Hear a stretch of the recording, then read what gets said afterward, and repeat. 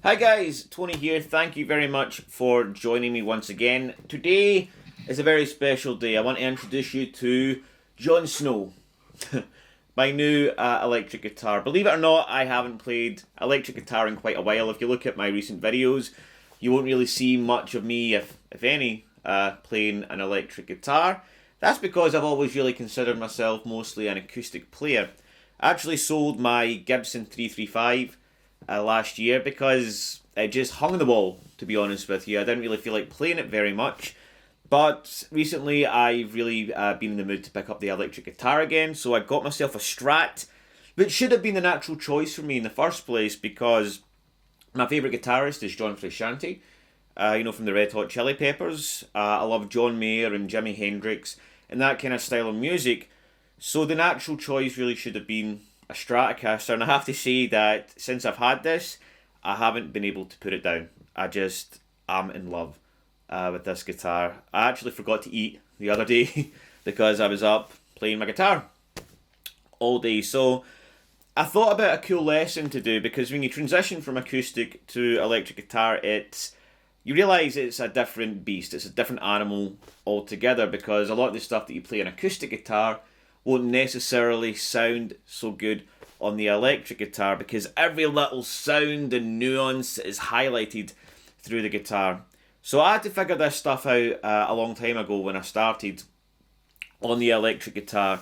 You know, the big beefy chords that work on acoustic guitar don't necessarily always sound so good on the electric guitar. So I'm going to show you a lot of cool tips that will help you sound as good on the electric guitar as you want to sound. And that includes changing your chord shapes, implementing the cage system in Triads. We're also going to look at how we can use the major and minor pentatonic with chords and create some cool groovy rhythm and licks. And we're going to look at the big guitar, small guitar visualization method that will help you visualize the guitar all over the neck. And I'm going to finish it off by showing you the one lick that I think you need to know. This is a lick that gets used by Clapton, Hendrix, John Mayer, and all those cool cats.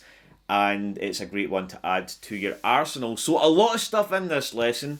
I'll go through it as in depth and as quickly as I can so it doesn't drag on. So make sure you stick around and see it all because I think every single bit that you're going to learn today is going to be very valuable and help you go far with the electric guitar. Anyways, I'm rabbiting on. Let's zoom in and we'll start off with the very first tip. Alright, so the first thing that we're going to look at is how we can play some nicer chords on the, well, not nicer, but different chords on the electric guitar. Because what you might have noticed, like I did when I first started playing electric guitar, is that your big beefy acoustic guitar chords don't always sound so great. Sometimes you do, don't get me wrong, there's a time and a place for it. But if you've got some effects and distortion and stuff like that as well, normally a lot of the times your big beefy chords don't sound so good, right? So we need something a little bit simpler where we're getting those notes through, but without getting the beefiness, alright? So we can do that by using the cage system in Triads. So the cage system, for those of you that don't know, is just how we take the your standard chord shapes and you move them up the fretboard, right? To make different chords. So there's 12 options, right? You've got an A sharp, B, C, C sharp, D, D sharp, E, F, F sharp, G, G sharp, and back to A again. Alright, and that is the cage system. Okay, so B and E don't have sharps, so remember that. You can remember where your chords are. So E, F, F sharp, G, G sharp, A sharp, B. B doesn't have a sharp, so we're at C, C sharp, D, D sharp, and E. And that works for all the shapes, okay? So once you know that, if you've got that information down, we can then find bar chords along the fretboard, right? So if we've got a G here, again, if that's sounding too beefy, what we can do is we can use that shape to find some triads. Okay, now a popular common triad that we would use here would be this kind of shape, right? So it's kind of like the F shape down here. We've got our first finger on B, G, and D, right?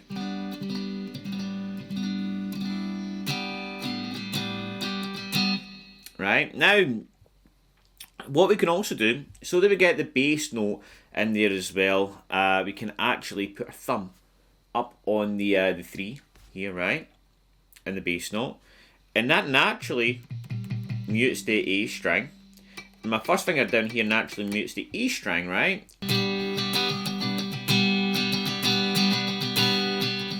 Right, rather than,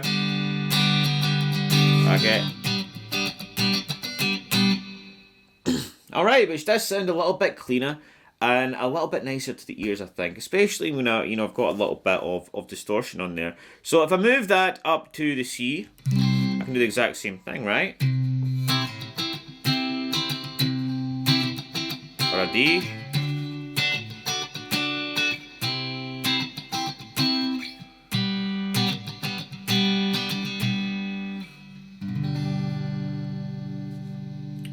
Now, if we want to change that to a minor chord, right, rather than play this,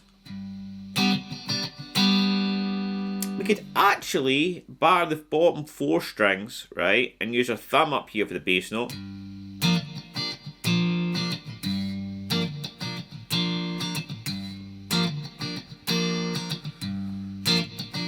Rather than play this.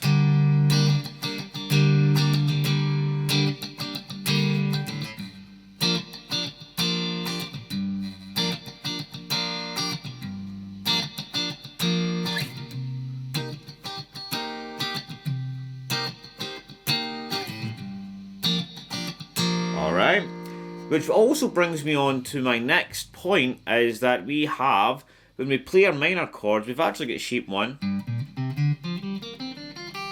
of the pentatonic scale on there, right? But I did a lesson on this a little while ago. I'll leave that in the description. But basically, if you've got your fingers free here, you've got those notes on the box 1 of the pentatonic scale, right?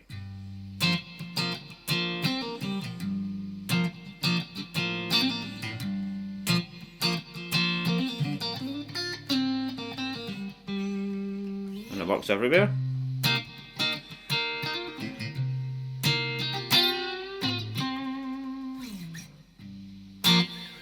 Alright, and that is another really good, useful tip. Hi guys, just a little interlude to ask you, if you are enjoying this video, then please let me know, show me some support, and do me a huge favour by smashing the like button.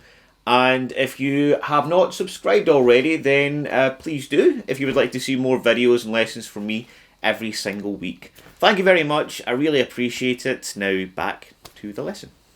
Another cool tip is that when you're playing major chords, alright, so let's just say we're playing an E chord. Alright, you've also got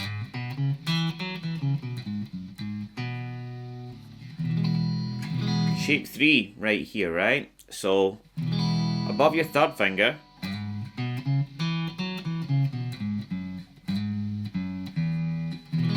we've got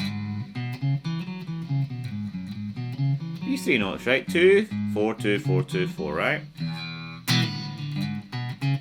With the root here. Okay, and then we've got a little extension.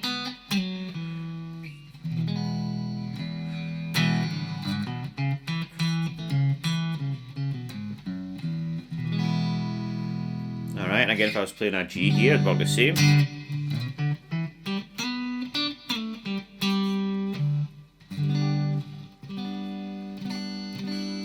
So that also works with the A shape, right?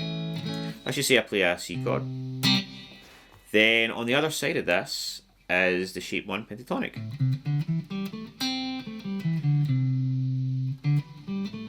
But my roots are a little bit different than if I was playing the minor, right? So let's just play a C. What could I do with that, right? This is used by Hendrix and stuff all the time, right?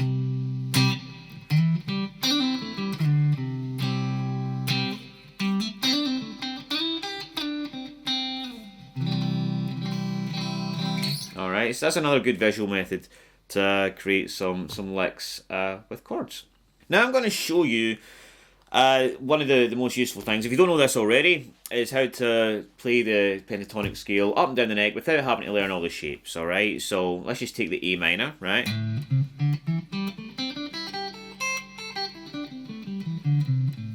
Move it 2 steps back, or 2 frets back, should I say.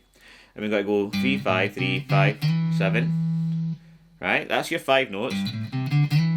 5, 7, 5, 7, 9, 8, 10, 8, 10, 12.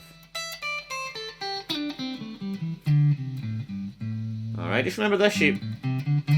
Apply it again. Then the same but and the B string are starting with your middle finger. 8, 10, 8, 10, 12, right?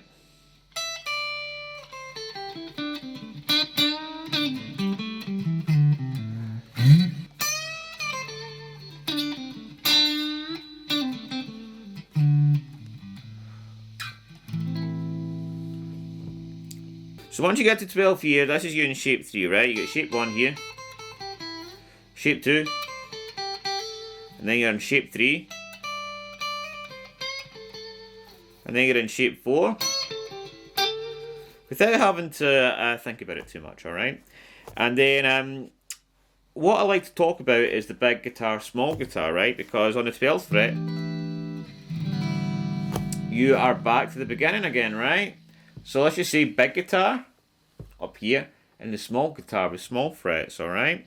So just like you play an E here, you play an E here, same thing, alright? But you've just got a little tiny guitar up this neck. And if you visualise that, things become a little bit more clear, right? So if I'm playing A minor, for example, in shape 1, get shape 1 here, up here, alright, basically 12 frets up, I've got the same thing again.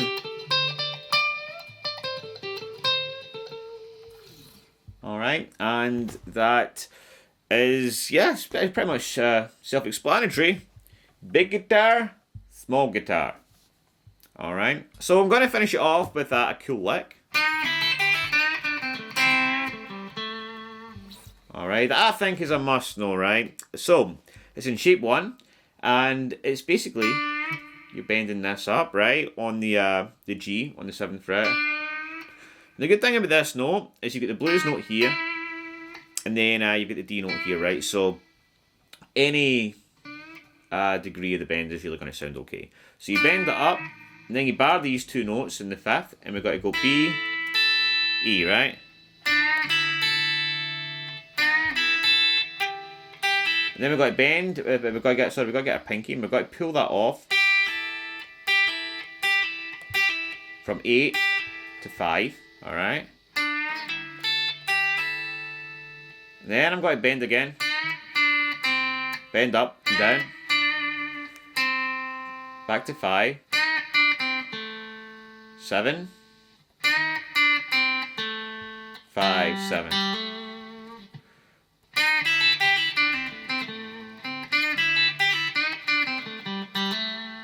And again, you can just do different things with it.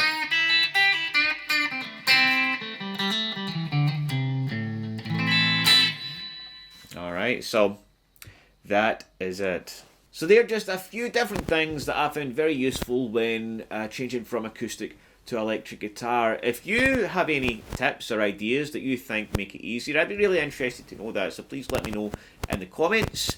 And yeah, thanks very much for watching, and I will see you soon with a new lesson.